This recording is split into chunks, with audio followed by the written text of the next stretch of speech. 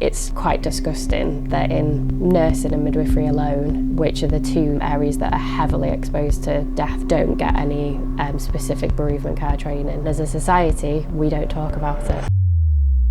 Welcome to the podcast, Death, a Changing Industry. Today we have the great pleasure to welcome Steph Wild, who is the CEO of Bereavement, a fully trained midwife and consultant of Cuddle Cot.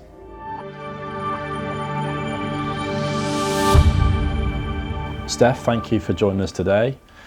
Huge privilege and pleasure to have you here.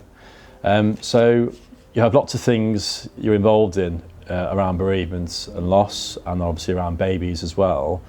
What is your background then? How did you get into this? So I started as a trainee midwife, and when I started I had quite a lot of exposure to bereavement care, and to be quite honest, a lot of it wasn't particularly good. One of my mentors had provided care to a family that I just thought wasn't quite what I'd expect, and it took me by surprise, and I had a lot of questions, and she kind of nudged me away and was like, they don't really matter, it doesn't matter. Yeah. And to me it really did, because a lot of it was about religion and why they'd made certain decisions, and I was like, I just didn't understand. And I was 19, I'd not been exposed to a lot of death, and I just didn't understand the decisions they've made. So I'd gone off and doing a lot of research, and over time it kind of made me think, well, I want to be someone that can ask those questions of that family and can make sure they provide compassionate care and do the right thing. Yeah. And I don't want other people to have to go through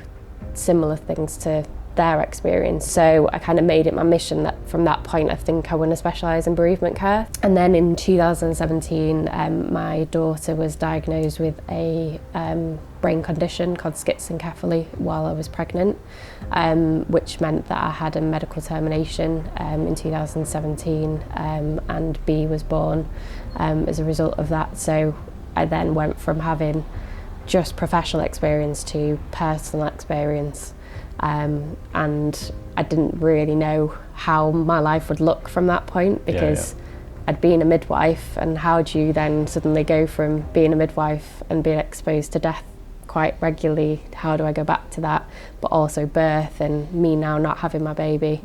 And I decided to go back, but I wanted to do more, because I knew that in my training I'd had such little bereavement kind of exposure and kind of training. There was just so little available, and it just wasn't really part of academics really.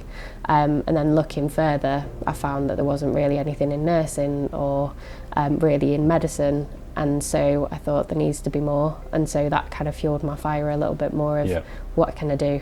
What can I do to make this better? Just going on to the education and the experiences that you saw at a young age, what sort of things did you see? What sort of language was used, the communication? What did you see which you felt wasn't right? So quite a lot of my exposures meant that I saw families not having what I would deem as like holistic care or even informed. Yeah. So they didn't really make a decision because they just said, this is what I want to do, but on the basis of nothing. It was just because they thought that was the right thing, but they weren't given the choices to begin with. Just kind of having greater understanding, and some of the languages of just like, rather than saying it's a baby, like being like it's a fetus or products of conception or the pregnancy or like miscarriage and things like that, rather than being like, would you like to name your baby, or what would you be comfortable with us using? You might use different terminologies, you might hear different things. What would you be comfortable with? There wasn't any of that discussion. It was just... So why are we so poor as a nation in having these conversations? Why is it so difficult to us as a society? I think one, from a healthcare perspective, is that there's just such a lack of training. And I think it's quite disgusting that in nursing and midwifery alone, which are the two areas that are heavily exposed to death, especially in pregnancy, and obviously nursing through all walks of life, don't get any specific bereavement care training. And then as a society, we don't talk about it. So if we're not talking about it, it doesn't become normal. And it's strange because obviously years and years ago we used to be so aware of death, and it was the time we celebrated people, we took photos in death, and now it's like don't do any of that. Yeah. And you pass in the street instead of bringing it up. But yeah. instead, we just need to get comfortable, because people then feel like the only way they can go is to go to professionals. And really, you should be able to sit with your friend, you should be able to go down to a pub and speak to your mate about it, go into their living room and feel comfortable, or Yeah. not wonder why you're not getting an invite because they don't want you to bring it up, Yeah. because you'll make it awkward. Yeah, don't discuss it, because Yeah. it's going to be too uncomfortable. But actually, just letting people know that you're there, if you need some help or support, can be the difference. Yeah, and it only needs to be like a simple chat. It's not like they have to Yeah. go into the nitty gritty detail, but it's just knowing that you still remember and you're acknowledging someone's feelings. Because if they went and broke the leg 2 weeks ago, you'd still be like, oh, how's your leg doing? Yeah. But then if your dad died 2 weeks ago, you wouldn't, is it weird to go, how are you feeling? Yeah. Because your heart broke 2 weeks ago, so it's still the same thing. It's interesting. I'm thinking, is it because people think they need to be an expert in this stuff, or like just being human is my view, like basic kindness and care? Surely it doesn't require a greater amount of skill just to say, how are you? Are you okay? Yeah. I'm not sure what to say after that, but I'm here for you. Yeah. Isn't that enough? I don't know whether it's almost because society's been like this for a while now, and if it's not a learnt behaviour, if our parents didn't do it or our grandparents don't do it, Yeah. then we don't do it. So where are we learning it from? And Yeah. instead we're learning the opposite. Yeah. And then it takes something in us to start changing that, to say, I'm going to do something different. So like you and me, where we're like, I'm going to do this differently. Our friends see that, so when it happens to them, we're the ones who get the messages of, Yeah. what do you do? How can we help? What would you do? And then that starts that change. So you hope that different people who kind of want to make that change start rolling it out amongst friends, and hopefully this is the generation to do that. Social media hasn't always got its positives, but there's a lot of positives now where you can get obviously your platform and social media and things out there that people are seeing and being exposed to stuff so often, that actually this could create such a positive change that people go, you know what, this is just normal. It's as normal as scrolling and looking at what do I order in my supermarket shop as talking about death. Yeah. So we can easily just access it and acknowledge that this needs to be part of life, because without life there's not death, and without Exactly. death there's not life. So But we're also scared of dying. We're all too busy booking our holidays to actually think that one day we might die. But I think some people think that I'm morbid because I keep banging the drum about this, but actually I feel so awake. I'm so grateful and alive, and I think that's what I'm trying to say to people. It's not to wake up every day saying I'm going to die. It's having an awareness, so you're fully grateful for what you've got as well. Yeah. It's wonderful. So education then, you provide education on this. What does your education look like? What do you teach people? one of the things I identified that people struggle with was the hands-on kind of tangible memory making side of things. Yeah. And a lot of the time the only way they ever get to experience that is when they're physically with a baby or a child that's died. So it's all reactive again. Yeah, and then they're doing it in that moment, and that's not the time to be having those conversations, or it looking really awkward with a family, or feeling like, I don't know what I'm doing, what do I do now, and panicking.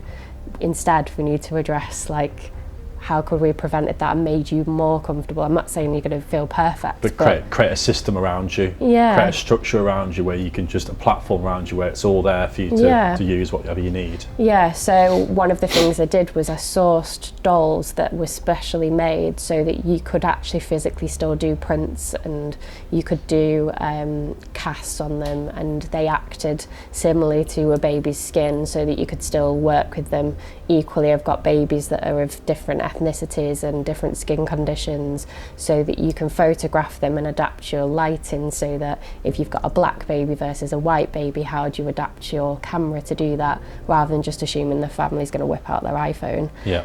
Instead, we can make sure that you can capture a photo that they're going to want to keep that's not always in black and white too, because we know that baby wasn't in black and white, so they might need that in the future. Yeah. So that was kind of one of the key elements that I wanted to add in the day, as well as the kind of the more standard things of like communication. How do you talk around diagnosis? How are we going to speak with these families?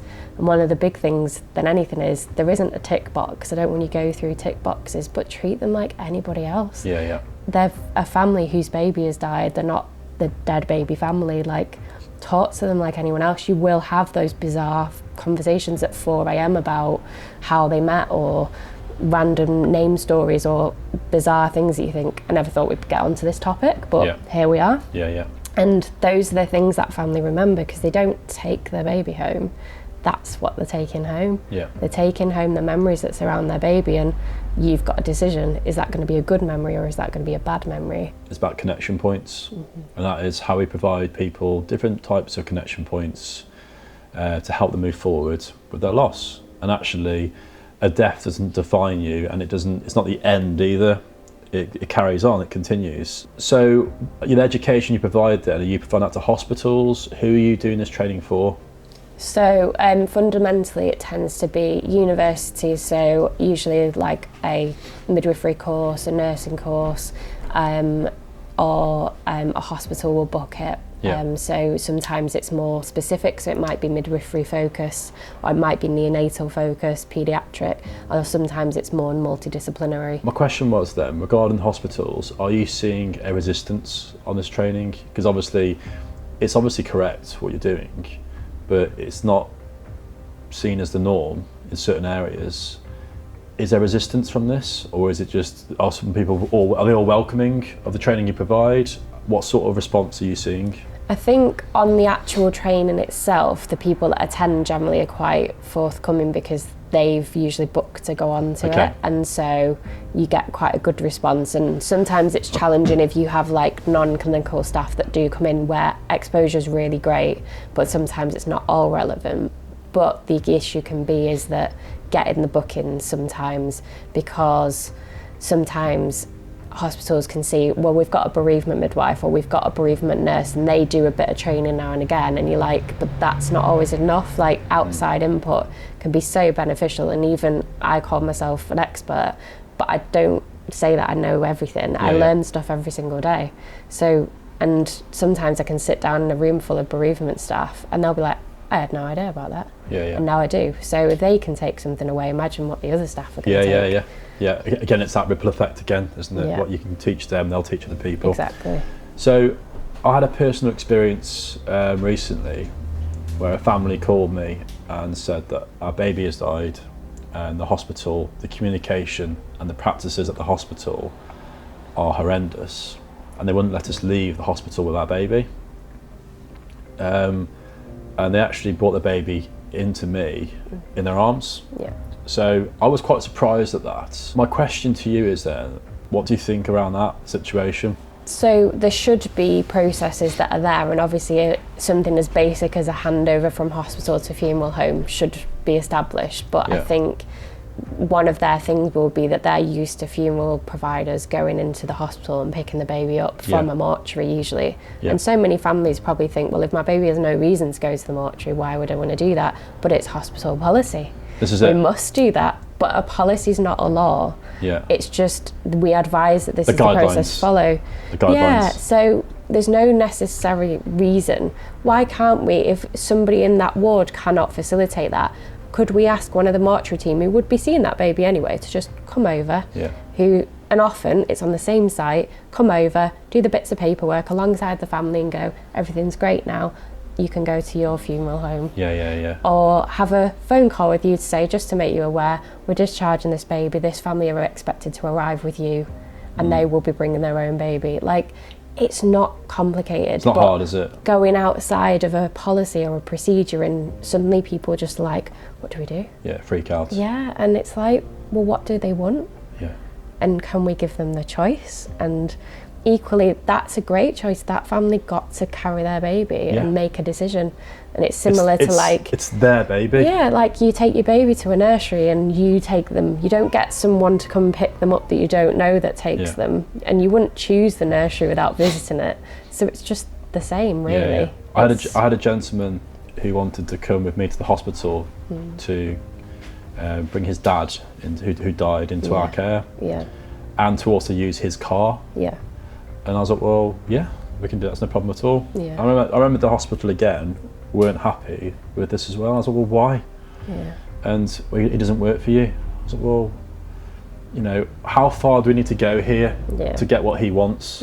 you know, because we'll make sure it happens. So again, it's these guidelines and policies and procedures. We struggle as a society to go outside these and just do what's like the right thing to do. Thank you for that. It's really interesting. So you've experienced loss of B. Could you talk about and tell us what happened at that time regarding the communication that was given to you at that time? What happened? So, as I mentioned before, B died because she had a brain abnormality, and a lot of it started around the time of kind of her diagnosis. So I had a 20-week scan, which initially picked up that there was something, but they weren't quite sure in her brain, and they weren't sure. I had a few other scans, and they seemed to be kind of like, some people agreed, some people didn't. And then I ended up seeing a consultant, and he was like, no, everything looks fine. And then I got referred for an MRI scan, and I got asked if I wanted to have one. So it was kind of very much like, if you'd like one, we'll do one, but we're happy. So I was like, what do I do? So I chose to have the MRI scan, which obviously isn't a routine thing in pregnancy. So I had to wait 2 weeks to have it. And then after that, I had to wait for the results. I received the results on a phone call on the M60 on a hard shoulder because I pulled over. At the time, my partner was driving. I had my phone in my hand, so I listened to the conversation, and they were like, I'm really sorry, we weren't expecting this, and basically relayed what the diagnosis was. And then I had to relay it to him, and then he just broke down in the driving seat, and I had to just be like, right, I'm gonna have to get him out of the car, and I'm gonna have to drive us home. So I just got him out of the car, we switched seats, and I drove home, and I felt nothing, because I think I was just like, I need to get us home safely, because we're not safe right now. No. And I was just shocked at the fact that one had been delivered over the phone, and also where we were. We then had already had a conversation about what we would do if there was something so significant, and with a brain, you can't fix a brain. It's one of those things you cannot fix. So this was actually on a Friday, and they said, we'll see you on Monday. So we had to wait a whole weekend before they'd see us or even talk to us about it any further. So we just kind of sat at home all weekend, waiting. And because I'm a midwife already and knew a lot about it, I kind of explained to my partner everything that would happen and what our choices would be and things like that, and it felt like I was talking about someone else, really. And then we went back into the hospital on Monday, made the decision, and I took a tablet which helped prepare my body ready to go into labour, and then went back 2 days later. And one of the things that I'd found challenging was that there's a process called KCL, which is potassium chloride. So that's injected into the heart to make the heart stop, and that's offered for babies over 22 weeks, and it was something that I should have, because B wouldn't have died from the condition she had, but she would have had a limiting life kind of condition, and so that was something I needed to have done, and it felt quite pressured of I needed to do it. Did you have to do it? So because she was 22 weeks, yes. Because she'd been born alive, and it could have made it very difficult, and the doctor actually turned around and was like, I don't want to end up in coroner's court. So that was kind of put on me.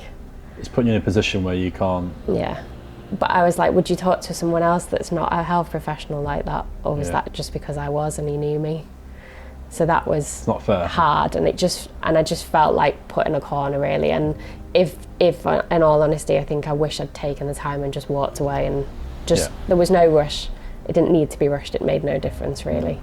But I think we kind of did rush. So we'd gone back in, had the KCL, and thankfully it worked the first time, and it can take multiple times sometimes because you've got a baby moving around inside you. And then I started an induction, more or less immediately, and she was born basically 24 hours after that. So it was a strange one because I think I knew what I needed, and I had a very like normal labour really. I wanted that, and I wanted to just be able to freely move around, and I held her in skin to skin. Yeah. And I could advocate for like, I really wanted to hold her and I wanted her with me. And then I got up out of the labour room I was in and just walked down the corridor into the bereavement room, because for me I was like, I don't want to be in this hospital room, I want to be in a gentler room. Yeah, a different space. Yeah, and I think my actual care in hospital, I was cared for by friends, so it was quite nice if you can make bereavement care nice, but it was kind of based on what I was asking for and what I said. But I think the biggest issues I faced really was that because I already had decisions, they weren't offering me choices too. There wasn't anything when I went home, I didn't get given any information. And there was so many things where I was like, in that space, I wasn't a midwife, I was a mum, and I just couldn't remember everything. And I do have things now where I like regret not doing certain things or wish I'd been given options, but I wasn't given them because I don't know.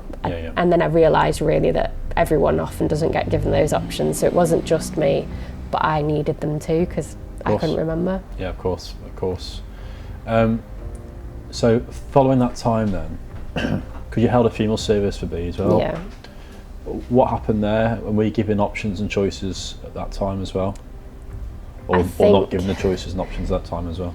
I think the funeral side of everything to do with her death is something that I've really blocked out so much because of how bad it was. Okay. And there's bits I remember and bits that I don't. But one of the things that I'd done is I chose B's funeral home based on the fact that it was one we knew. Yeah. A lot of our family had used the same one for many years. And so that felt like, for me, a safe option, that it was someone I knew, someone that my auntie went to school with, that kind of thing. We knew her dad and that kind of thing. So felt right. And they were really good with the kind of initial communication of like, we're going to go and pick her up, and she's arrived back. And I'd given them a blanket to wrap her in, and then it was like a couple of days later, we visited her every day in a casket, so I didn't see her. But it was a closed casket. Closed casket, yeah. And there was a point where I'd said something about, I wanted to add something else in because I've been given something quite small, and they were like, oh, it needs to be small because it won't fit in. And we couldn't fit that blanket you gave us, and I'd done it like 3 days before, and I was like, and I think this was on a phone call, and I lost it. And I was like, who puts the baby to bed without a blanket, and why would you do that, and why wouldn't you tell me? And I was just so frustrated at the lack of compassion, and like, ring me and tell me on the day, or say, have you got a smaller blanket, or would you like us to cut it so it fits? Would you like a bigger casket? And there was just nothing, and I just didn't understand. And then I said, right, well, can I have, I ended up actually going getting another blanket that would fit in the casket she had. And then I asked for the blanket back, and they were like, we don't want to give it you back because it's got blood on it. And I was like, I don't care. No, we'll need to launder it. No, you don't. It's my blanket with my baby's blood on it. I don't care. And it became like an argument, and it was so strange because they didn't like ask, do you want order of service? Do you like what we need, or even advise? And I was like, I've never planned a funeral. I've been to them, but always for older relatives. And I didn't really know what the options were, other than the fact that, awfully, I've been to quite a few babies' funerals. But I just thought people would ask me those questions. There's no difference really. And when I arrange a funeral for a baby, it's the same. It's obviously very, very sensitive. And it's from a personal point, it's hard, but actually I'm there to support a family. So the choices are all there. And I can think back now to babies' funerals I've carried out and looked after. A good friend of mine now, and we had Don't You Worry Child by the Swedish House Mafia going into church. And whenever I hear it on the radio, I think of that family, and I tell them all the time. But why? I don't understand why we have this issue again with communication, and it comes back to the sort of the thread of this conversation that we seem so uncomfortable and so nervous to have this conversation. It was just so bizarre, and even now I've like seen the person since, because as I said, they know my family, and I've been to other funerals where they're there, and they've been like, and I'm like, you boil my blood, and there's not very many people I can say that about. But again, it's educating again though, isn't it? Yeah. They need educating. Yeah. And it's Yeah. society again. Thank you for talking about that. You've got obviously the teddy bear you mentioned about. What other things have you got, or do you have any other things for B which help you connect you to her? Yeah, so she had a little elephant teddy that was bought for her, and then I ended up buying kind of like other ones of it. So there was always something that was like the same as hers. So even in different places, I've got the same teddy. I had certain baby clothes that I bought that I could never see a sibling in or anything like that. So I was like, they are hers. So I had those made into like an elephant teddy, and she was cremated. So I had her ashes, part of her ashes are in a heart-shaped urn. Yeah. And then I kind of pulled out the stuffing from the teddy and put them inside it, and then it's got a zip so they can be taken out. Got so a pouch almost. yeah, so she can be physically held. And I've got a necklace from the prints that her hand and footprints were done. So I've got a necklace that's got a prints on it. Lovely. And I had a ring made with some of her ashes in, because I travel a lot. So I hated the idea that if anything ever happened to me, that she's not with me. Yeah, yeah. So I just like the idea that she could be. Yeah, fantastic. Yeah, it's important. And as I said before, it's not the end, is it? No. It continues to be part of your life. Regarding that time as well, when you went through that loss of B, what support did you have from your network? How did you find that time? And were there any groups that you engaged with, like your friends? Did you lose any friends because of a lack of communication? How did you find that time? So at first it was almost like everyone comes together. So my parents are divorced, and they went from like not speaking at all, my dad remarried, to like them being sat round at my mum's house. And it was so unusual because that's just never happened, and they were communicating amongst each other, and like my partner's parents and family and my friends were all around, and everyone came to the funeral, and it was like everyone rallied round and people would check in, and like countless cards and flowers and stuff were sent. And then it was like post-funeral, it's like everyone just carries on and goes back to their daily life, and you're like really aware. And I think that's the one thing that's kind of a bit more unique when it's a baby, that you do generally have time off work. Like I didn't actually get maternity leave because of the gestation, because I was 3 days off 24 weeks, but I had sick leave. So I was sat at home. My partner went back to work straight after the funeral because he needed to do that for him, which was absolutely fine, and I knew he needed to do that. But I sat at home. Yeah. So I was like, a lot of the time, and I found it hard to go out because suddenly in the middle of the day everyone's out with their prams, and I didn't really want to go out. So that was challenging. And then I did still see friends, but then progressively over time it got harder to kind of be around them, because they would forget things, or they wouldn't mention her, or sometimes I was like, I just want you to check in. And I think sometimes it was hard because I was like, I know I'm never going to forget her, and it feels like the world is slowly forgetting her, and I know they're not, but it took a long time to understand that adjustment. And I think over the years, as it's been like her birthday and stuff like that, and friends don't acknowledge her, I found that really hurtful, and I think I've called friends out on it and found that challenging. And then more recently, in the last couple of years, I've been like, it's fine because my world fell apart and theirs didn't, and they're just not remembering, but that doesn't mean they care any less. But I have lost a lot of friends because of that, because it was hard for them to know what to do. And I think for some of it, I appreciate that some of that is probably me, but also at the same time it was more like asking me, what can we do? Is there anything I can do differently? Or even just checking in, and there was sometimes just a lack of that. Certain things that I've done when a friend's dog's died, and I'm an absolute dog lover, so I can get how much that hurts, but the level I've gone to when that's happened versus what they did when my daughter died, and you're like, come on, I've done more for your dog than you did for my daughter.